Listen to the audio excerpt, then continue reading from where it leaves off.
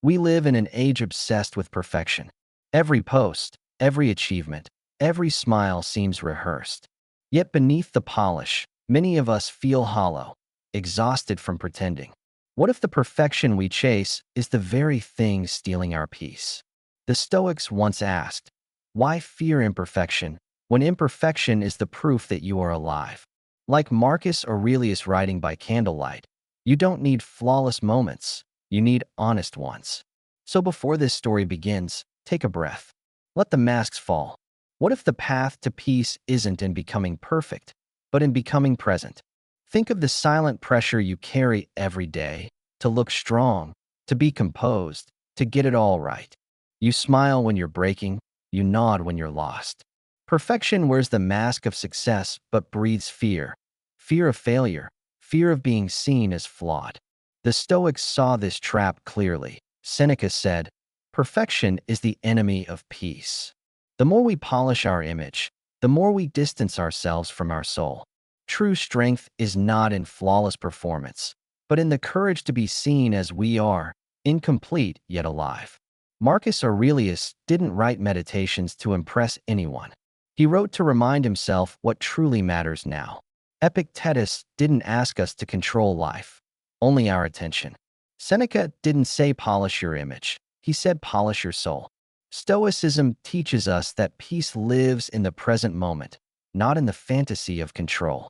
When you stop chasing the perfect version of yourself, you begin to notice the calm beneath the noise, the stillness that's been waiting inside you all along. In this video, you'll learn how to stop pretending and start living. You'll see how the Stoics transformed pain into wisdom and criticism into growth. We'll explore 7 timeless principles, from embracing imperfection to using discomfort as fuel for evolution. This isn't about escaping the chaos, but mastering it. By the end, you'll understand that power isn't born from being flawless, it's born from presence. Because the moment you stop performing for the world and start listening to your inner voice, that's when life truly begins. Principle I. Presence over perfection. Perfection is a mirage. The closer you chase it, the farther it moves. Presence, however, is real. It's the breath you take before reacting, the awareness that softens your mind, the courage to simply be here. The Stoics knew that perfection enslaves, but presence frees. Marcus Aurelius reminded himself daily, waste no more time arguing what a good man should be. Be one. You don't need to appear perfect. You only need to be present. When you live this way, peace is no longer a goal. It becomes your natural state. Do not act as if you were going to live 10,000 years. Death hangs over you. While you live, while it is in your power, be good. Marcus Aurelius wasn't being dark. He was being awake. His reminder was simple. The only life you ever truly live is now. Presence is not passivity. It's participation. It's choosing awareness over distraction, honesty over appearance. The Stoic doesn't escape life. He steps fully into it. He knows that no future version of himself will bring peace if he cannot find it in this breath. History tells us that Marcus Aurelius ruled Rome during war, plague, and betrayal. Yet in the chaos, he would retreat into silence, not to escape, but to return. In a dim tent lit by one candle, he would write to himself, "The impediment to action advances action. What stands in the way becomes the way." Even the ruler of the known world sought stillness, because he knew presence was power. If a man surrounded by armies could find calm, so can you. Presence isn't a luxury of peace, it's the weapon that creates it. In modern life, presence means putting the phone down. It means breathing before replying. It means feeling the tension without fleeing it. The Stoics teach us that the mind is a battlefield, but you win it not by fighting harder, but by standing still. Next time anxiety rises, don't escape into perfection. Anchor into the present. Feel your feet, your breath, your surroundings. Because peace isn't found in control, it's found in connection. And the more you return to this moment, the less life passes you by. Principle 2. Progress over perfection. Perfectionism is not discipline, it's disguised fear. It whispers, wait until it's perfect, while life passes by. The Stoics rejected that illusion. They taught that movement, even clumsy movement, is sacred. Progress is not about speed, it's about direction. A single imperfect step toward virtue is worth more than a lifetime of hesitation. The Stoic path is not about being flawless, it's about becoming real. You grow not by hiding your cracks, but by walking forward with them. Seneca once wrote, "It is not that we have a short time to live, but that we waste much of it." And perfectionism is one of the greatest wastes. How many dreams have died because the plan wasn't perfect yet? How many words unsaid because you feared they'd fall short? The Stoic doesn't wait for perfect conditions. He acts with intention now. Because the pursuit of perfection delays life itself, but progress, steady, humble, relentless, breathes life back into your soul. There was once a sculptor who feared making a single mistake on his marble block. For years, he planned, measured, doubted, until his tools rusted and his hands forgot their strength. His apprentice, however, carved boldly. Each strike imperfect, each attempt alive. One day, the master realized. The apprentice's cracked statue breathed with more soul than all his uncut marble. The Stoics would call this wisdom, to begin before you're ready, to act while you can. Because progress, not perfection, is what turns potential into purpose. In modern life, progress means showing up even when you doubt yourself. It means writing the page that isn't perfect, speaking the truth that might shake, taking the first step though fear whispers, wait. The Stoics remind us, mastery isn't born in comfort, it's forged in motion. Stop asking, is it good enough? And start asking, is it honest? Because honest effort, repeated daily, shapes unshakable character. Progress is your true perfection, living proof that courage matters more than certainty. Principle 3. Presence in the now. We spend our lives waiting for the right moment, the right mood, the right version of ourselves. But the Stoics warned, the only time that belongs to you is now. The past is memory, the future is theory. Life is not something to plan, it is something to live. Marcus Aurelius wrote, confine yourself to the present. When you do, anxiety fades, clarity rises, and peace returns. Because life isn't hiding in tomorrow, it's happening, quietly, beneath your breath, right now. Some things are in our control, others are not. Epictetus carved this truth into the foundation of Stoic practice. When you resist what you cannot change, you create suffering. When you accept it, peace follows. The present moment is the only realm where your power exists, the space between thought and reaction. There lies freedom. You cannot control the storm, but you can control the sailor within. And in that control, you rediscover serenity. Epictetus once told his students, imagine an archer. He draws the bow with precision, aims with focus, but once the arrow leaves his hand, the outcome is no longer his. The Stoic knows this. Effort is ours, results are not. The modern mind obsesses over where the arrow lands. The wise mind honors the act of release. True mastery lies not in the target, but in the discipline of aiming with full presence. When you do your best without clinging to outcome, you win every time. To live stoically today means to return. Return from distraction, from endless scrolling, from imagined futures. Mindfulness is not a ritual, it's a rebellion. When you pause to breathe, to notice your senses, to anchor your awareness in this instant, you reclaim your power. The world pulls you outward, but presence pulls you home. Remember, the Stoic doesn't run from the storm. He stands within it, calm as gold amid gray. That stillness is your strength. Principle 4. Grace in imperfection. There is a quiet kind of power in learning to accept imperfection, not with frustration, but with grace. To look at your scars and whisper, this too is part of me. The Stoics never demanded perfection. They demanded presence, integrity, and compassion. Marcus Aurelius wrote, if you are distressed by anything external, the pain is not due to the thing itself, but to your judgment of it. When you stop judging your flaws and start learning from them, peace enters silently, like sunlight through broken marble. Seneca once wrote, to err is human, but to persist in error is foolish. He wasn't condemning mistakes. He was guiding us toward gentleness. Error is the tuition of wisdom. Every stumble teaches. Every failure refines. The Stoic knows that harshness breeds shame, but grace breeds growth. Forgive yourself for not being perfect. You were never meant to be flawless. You were meant to be evolving. Growth is not the opposite of imperfection. It is born from it. A craftsman once made a perfect vase, but during firing, a crack appeared down its center. He nearly threw it away until sunlight hit it, revealing beauty in the flaw. He filled the crack with gold, and it shone brighter than before. That's kintsugi, the art of embracing imperfection. The Stoics practiced the same art of the soul, transforming wounds into wisdom. Your cracks are not proof of weakness. They are proof you've lived. Let them shine. Let them speak of resilience, not regret. To practice grace is to stop punishing yourself for being human. Speak to yourself as you would to a friend. When you fall, don't curse the fall, study the ground. When others fail you, choose understanding over resentment. The Stoic doesn't excuse imperfection, he transforms it. He polishes his character, not his image. True excellence isn't spotless, it's sincere. Every day, meet your flaws with patience. Because the goal is not to be perfect, it's to be whole. Principle V. Criticism as a mirror.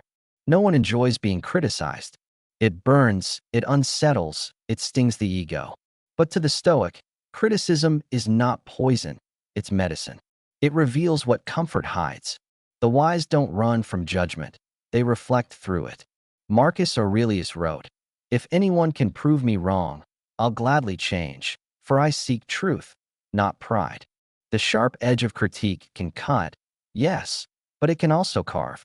And those willing to face it emerge sharper, steadier, unshakable.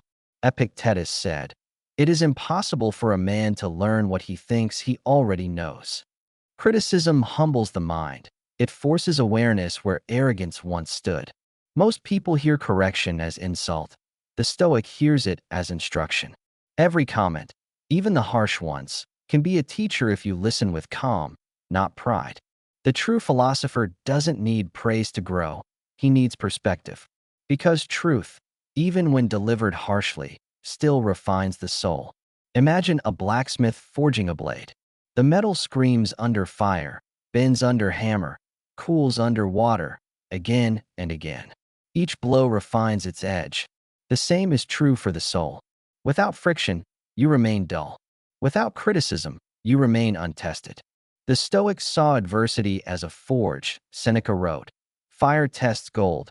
Adversity tests brave men." Every critique, every discomfort, is a hammer shaping you into something stronger. The question is, will you resist the fire or rise from it? The next time criticism hits, pause. Don't defend, discern. Ask, is there truth in this pain? If yes, use it. If no, release it. The Stoic filters feedback like gold dust, keeping what's pure, discarding the rest. Criticism doesn't define you, it refines you. Remember, a sword that never meets resistance never cuts cleanly. Let discomfort sharpen you. Let feedback forge you. Because the goal is not to be untouchable, it's to become unbreakable. Principle 6. Reflection before reaction. Between what happens and how you respond lies a sacred space, your freedom. The Stoics mastered this pause. When insulted, they breathed. When provoked, they observed. They understood that reacting is instinct, but reflecting is strength. Marcus Aurelius wrote, "You have power over your mind, not outside events." In that moment of stillness, anger loses its grip, fear loses its teeth, and wisdom steps forward. Your calm is not weakness, it's sovereignty. Epictetus taught, "It's not what happens to you, but how you react to it that matters." He was once a slave, beaten and broken, yet free in spirit. His master could control his body, not his thoughts. That's the heart of Stoicism. Control the controllable, release the rest. Reflection isn't avoidance, it's awareness. To respond with reason instead of impulse, that is true power. The mind, when calm, can turn any storm into silence. One night, A trembling messenger told Emperor Marcus Aurelius that his generals had betrayed him. The room fell silent. His guards expected fury. Instead, the emperor poured a cup of water and said, "Let's confirm before we condemn." He waited until morning. The rumor was false. That pause saved lives. Reaction destroys what reflection preserves. The Stoic understands that patience is not passivity, it's precision. To pause is to rule your mind before it rules you. In daily life, reflection begins with one breath. When anger rises, inhale awareness. When chaos erupts, exhale control. Right before you react, think before you post. The Stoics practiced journaling not as routine, but as warfare against impulsiveness. Each pause is a victory. Each moment of awareness is armor. Master that breath, and you master your destiny. Because calm isn't the absence of emotion, it's emotion disciplined by wisdom. Principle 7. Growth in discomfort. Comfort is sweet, but it dulls the soul. Discomfort, however, is the birthplace of transformation. Every Stoic knew this truth. The mind grows stronger when tested, the heart deepens when broken, the will sharpens when challenged. Seneca wrote, "A gem cannot be polished without friction, nor a man perfected without trials." The storm that shakes you is the same storm that sculpts you. Stop asking for ease, ask for endurance. Growth begins where comfort ends. Marcus Aurelius said, "The impediment to action advances action. What stands in the way becomes the way." To the Stoic, pain isn't punishment, it's preparation. Every difficulty is a doorway to discipline. When life resists you, it's not rejecting you, it's refining you. The obstacle isn't an interruption of your path, it is the path. The fire that burns also hardens, and within that flame, your truest form takes shape. In ancient Rome, a young blacksmith once complained of his burns. His master smiled and said, "Steel that never meets fire will never shine." Each time the apprentice returned to the flames, his fear lessened and his skill deepened. When his sword was finally complete, it bore scars of heat, but it was unbreakable. The Stoics lived the same lesson. Adversity is not your enemy, it's your training ground. Every hardship is a forge, every scar a mark of becoming. In your own life, discomfort is not a sign to quit, it's a signal to awaken. The Stoics teach us to lean into the flame, not flee from it. When pain comes, don't curse it, converse with it. Ask what it's teaching you. The more you endure consciously, the more you expand inwardly. Strength doesn't bloom in ease, it's born in fire. So when life tests you, smile like a warrior of gold and whisper, "I am being forged." You began this journey chasing perfection and found presence instead. You learned that peace is not the absence of struggle, but the art of standing still within it. The Stoics showed us that the mind, when calm, can move mountains, that criticism, pain, and failure are not enemies, but sculptors. Every principle we've walked through, presence, progress, grace, reflection, and growth, points to one truth. You already have everything you need to live fully. You only need to remember it. You are not a victim of life's storms. You are their navigator. The Stoics remind us that everything can be taken from you except the freedom to choose your response. You may not control events, but you can always control meaning. Choose reflection over reaction, courage over comfort, progress over perfection. In every criticism lies a lesson. In every failure, a doorway. When life bends you, don't break, reshape. The power was never out there. It has always been within. Tonight, when the noise fades, sit in silence. Write one honest sentence about your day, not perfect, but true. Tomorrow, act with calm intention. Speak less, observe more. Turn every obstacle into opportunity, every critique into clarity, every fear into fuel. The Stoics didn't chase power, they practiced it. In their silence, they conquered themselves. So breathe deeply. You are not behind. You are becoming. Remember this, you are not here to perform. You are here to live, to be present, to walk through storms with calm eyes and a golden heart. Perfection fades, presence remains. The Stoic miracle is not in changing the world, but in mastering yourself. As Marcus wrote, look well within. Within is the fountain of good. Calm is your strength. Presence is your power. And your life, this very moment, is your masterpiece. This is Stoic Miracles.